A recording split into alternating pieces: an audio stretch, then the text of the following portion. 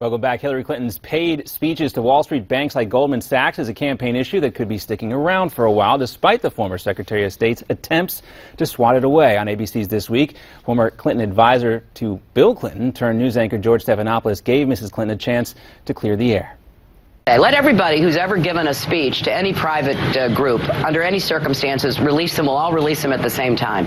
You know, I don't mind being the subject in the Republican debates, the subject in the Democratic primary. That kind of goes with the territory. This is now going to be a new standard, so then it should apply to everybody, and then I'll be happy to look into it further. Meanwhile, Bernie Sanders was asked about Clinton's failure to release those transcripts, but the Vermont senator didn't want to take the bait from CNN's Jake Tapper. No idea. I have no idea what she said, and I think the decision as to whether or not to release it is her decision. Sanders later said that it would be a positive thing for Clinton to release those transcripts, but the decision, he says, is Clinton's to make. Meanwhile, Hillary Clinton took a detour from New Hampshire to Michigan to talk about the Flint water crisis, perhaps hoping to change the subject. Did it work? Or will the pressure continue to mount on her to explain those six-figure payouts from major financial firms and corporations and what she specifically had to say to generate those kinds of fees? Joining us now for more on this, Newsmax TV political analyst, best-selling author of Power Grab, Dick Morris. Dick, thanks for being here. Good to be here. So Hillary first kind of ignored the question. Then she said she's willing to release those transcripts under one condition: everybody else release theirs as well. Do you think this is actually going to happen? When I worked at the White House, there were constantly issues about releasing things like the from Whitewater and other investigations, and whether certain documents were released. And I told the White House counsel, putting on my best German accent, I said, "They all release them in the end. Spare yourself hours of pain and suffering." That was pretty good. That was pretty good. And I think that eventually everything gets released in the end. I think that it's an interesting way to keep this issue alive.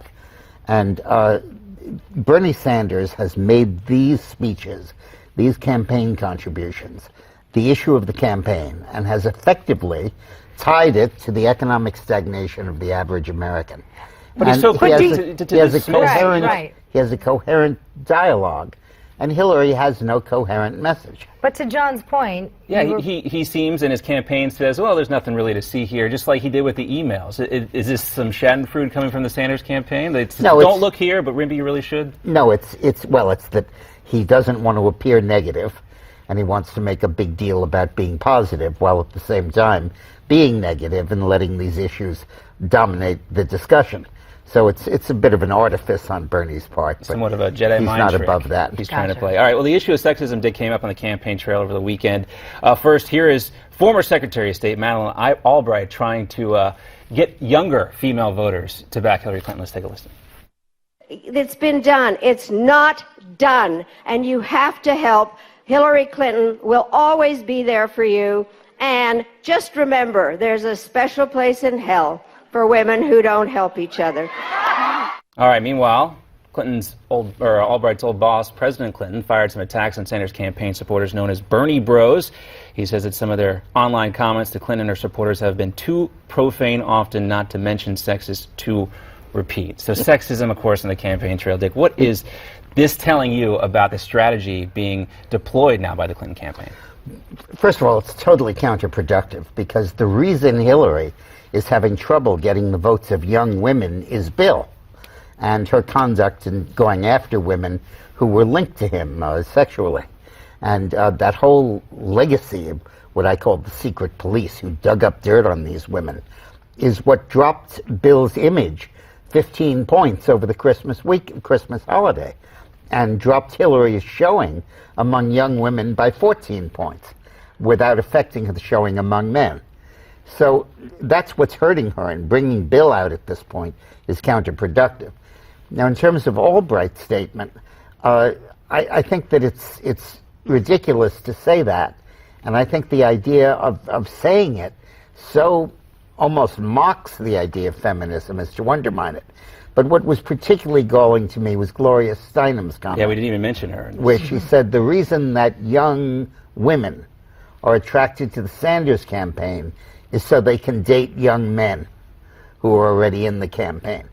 I mean, what a ridiculous thing to say. It's like they used to say, Guys are in the peace movement because they want to get girls. It's almost like they're trying to shame younger women into voting for Hillary Clinton. And yet that is the base of the Democratic Party. By attacking young people and attacking them, going after them in this way, Hillary is attacking the voters that she will depend on to win. Romney was elected president among people over 35. It was the margin in people 18 to 35 that elected Obama, and Hillary will have to depend on. And yet now she's waging war on those people.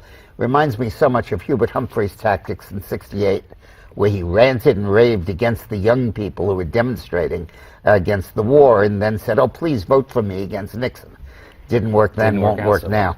Well, before we let you go, we have to talk about New Hampshire. The primary is tomorrow. We just had a GOP debate Saturday. Your predictions? Well, I think Rubio was coming on very strong because the media, particularly Fox News, was hyping him at every opportunity.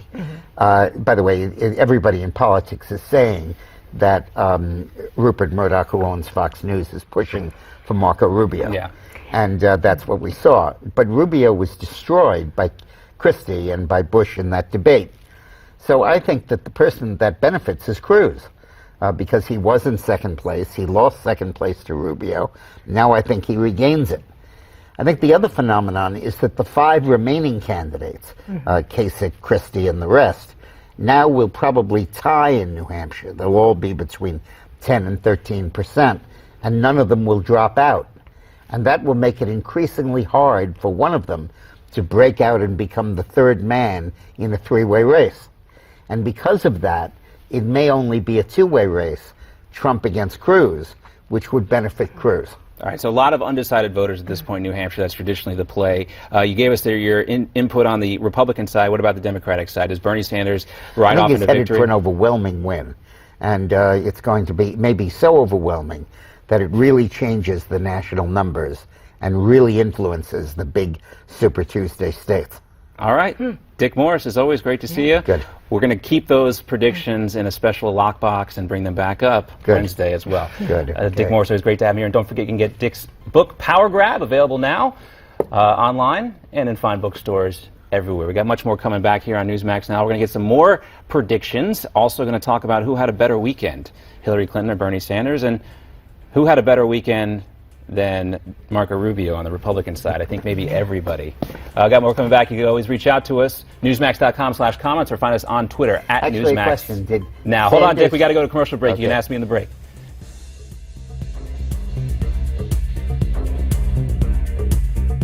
Join Newsmax TV Tuesday at 8 p.m. Eastern for live coverage of the 2016 New Hampshire primary. Hear exclusive analysis from Dick Morris, Michael Reagan, and the entire Newsmax team. It all starts Tuesday night at 8 p.m. Eastern, only on Newsmax.